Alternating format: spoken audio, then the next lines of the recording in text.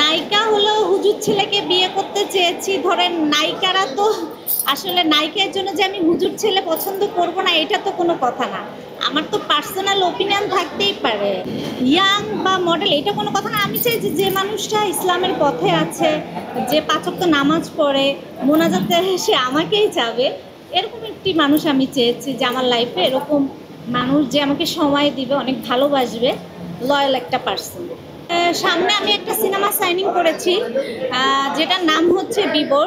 ছবিটি পরিচালনা করেছেন সাইমন তারিক, আর আমার সাথে হিরো হিসেবে থাকছে শিপন মিত্র।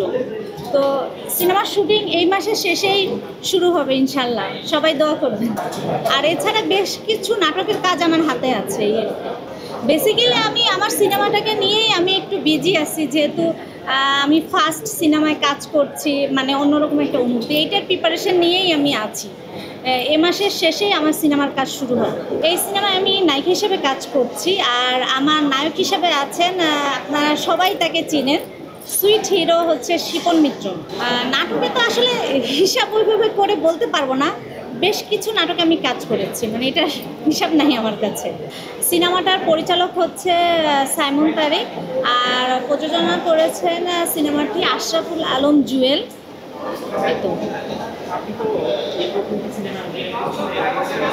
না, এই প্রথম আমি এই সিনেমায় কাজ করছি, আমার শুরু এটা থেকে।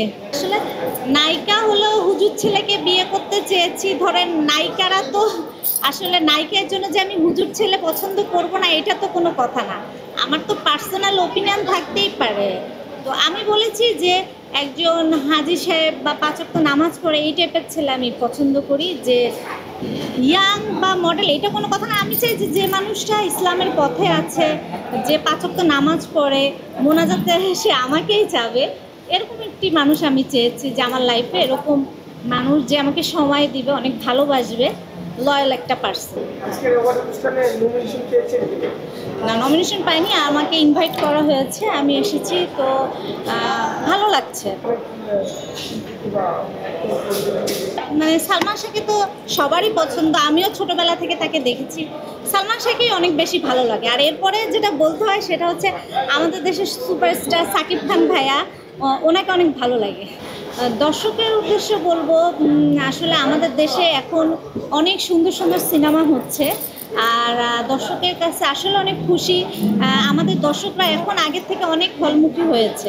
তো আমি আশা করব অবশ্যই আপনারা সবাই হলে আসবেন, বাংলা সিনেমা দেখবেন, আমাদের সাথে থাকবেন, আর আমার জন্য দোয়া করবেন। Thank you.